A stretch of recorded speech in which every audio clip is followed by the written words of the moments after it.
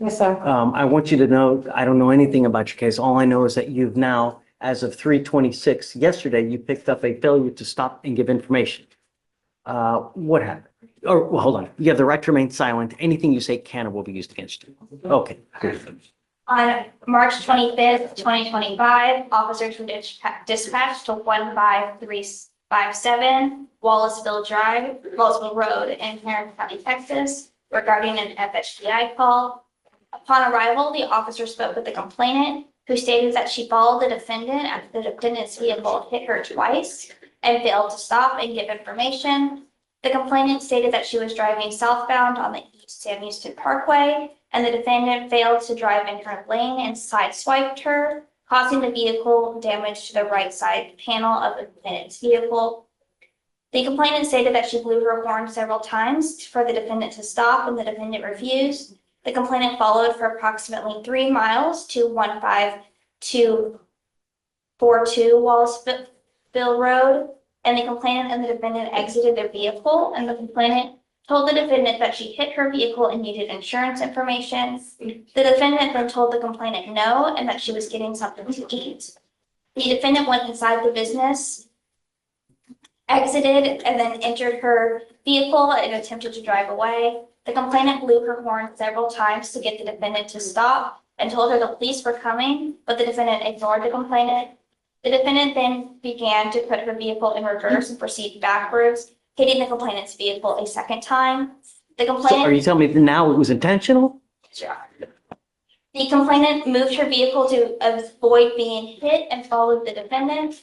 The complainant flagged the police down to identify the defendant as the person who struck the vehicle. The estimated damage from the complainant was around $4,000, and the defendant stated she didn't stop because she was hungry and colored. And what? Colored. Color. Yes, Your Honor.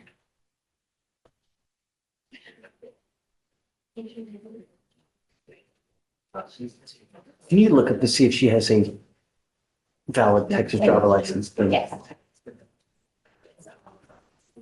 Ms. Gill, I'm going to find that there is sufficient probable cause to go forward with your case.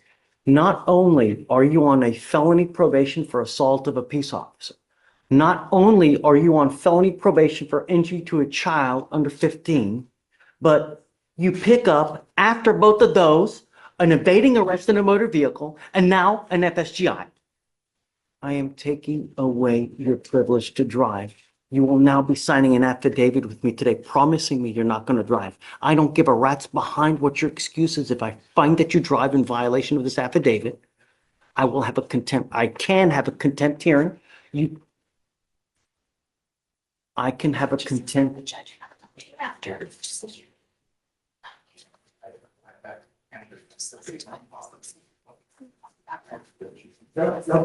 Finish. I'm so please. sorry. Finish. I'm a commercial driver. Really? Yes. Really? Yes. You, if you do have a CDL, Sorry, that is correct. She does have a valid CDL. are held to an even higher standard because of that CDL. You now have a total of 4 open cases, one of those being this FSGI and an evading arrest in a motor vehicle. I am taking away your privilege to drive. If I find that you do, I can have a contempt hearing. You can be facing an additional 6 months in jail and a $500 fine.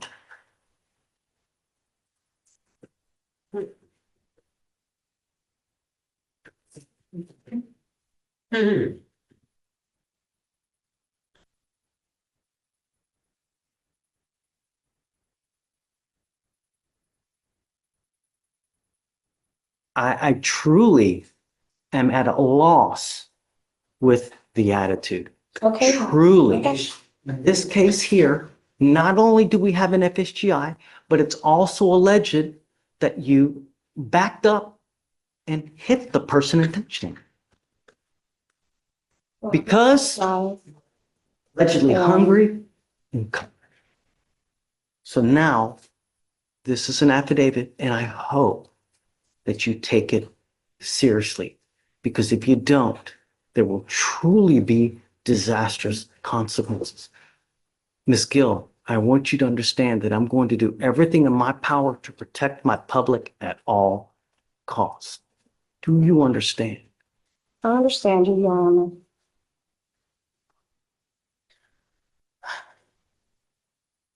May I make argument for a PR bond, Your Honor? She's made a bond in the felony already. And even with the affidavit to not drive, I expressed to her that that was a possibility of a bond condition. I've spoken with her. She has family members who can help her get to and from court. She's a single mother of 2 children. She has lived at this address here in Houston for the past 5 years. She lives with her mother. She lives with her younger brother. Has lived in Harris County her entire life. And she has, in these felonies, she's actually applied to be put in mental health court because during this incident and the felonies, she was unmedicated and she has a history of mental health diagnoses. And so as a client of the Harris County Public Defender's Office, we have every intention of getting her treatment for those mental health issues. But she's already made a bond in the felony, and she is willing to abide by any condition that this court will impose on her. It's down to the difference between $0 and $100. And So I appreciate your argument. She's technically, you are right on bond. My feeling is that these felony courts probably do not know that she has now picked up this case yet. So I don't know what, if anything, they're going to do when they do discover this. I find, Ms. Goucher, right? Is that what, Ms. Goucher? I really appreciate your argument going to bat for her, but I think with her demeanor, her attitude, her reckless and wanton action on the road, is that you are a danger to the public, and your bond is now set at 1,000, and I'm going to raise it to 5 because I think that you really are a danger to the public, and your attitude shows us and tells me that, hey, I'm going to do what I want to do, and that's it. And that's always, I mean, really, don't say anything. how many people died this weekend on the road because of the reckless and wanton actions? All we want are our streets to be safe. You're not helping me, Your Honor. You're not helping Don't say me. anything. I'm struggling. I'm a single mom, and I've been struggling with the courts for years already, and I'm tired of this. Okay? I was beat, okay, in front of my children, and I was thrown on the ground like an animal, okay? And I'm tired of this. I'm tired of all of this, okay? In front of my children. My children have trauma, okay? And I have no insurance for the medication, and I have not been on the medication. I'm trying to get the insurance to get on the medication. Ms. Gill, Okay. I understand that, but at some point, your actions become your own, You right? don't understand. I'm colored. You don't understand me. You don't understand me. If I was a different color, you would. And it's true. That's so It's not. so true. It's so true. And you know this. You know what I'm talking about. I call out discrimination when I see it on a daily basis, ma'am. I don't care who it is. I don't care what color. If they're a small farm animal, I don't care. I call it when I see it. The only thing, because I don't know them. The way I get to know them is paper. And they tell me what happens in the case. And from what I see here and what has transpired here within the last 10 minutes. Really? Officer Harris did not read me my rights. Well, I will let They've been mishandling me like this for years already, okay? I have the right to tell you this. And I'm telling you, she did not read me my rights. She just shoved me behind the officer car. I did not get a voice to speak out anything. Yes. She just brought me to jail. You guys speak about that. I'll tell you, look, here's what I'm gonna do. I'm gonna leave your bond at $1,000 now. All right, I'm not gonna raise it to 5, but I can't continue to give you a PR bond. From employment too. Listen, Okay. Do not drive.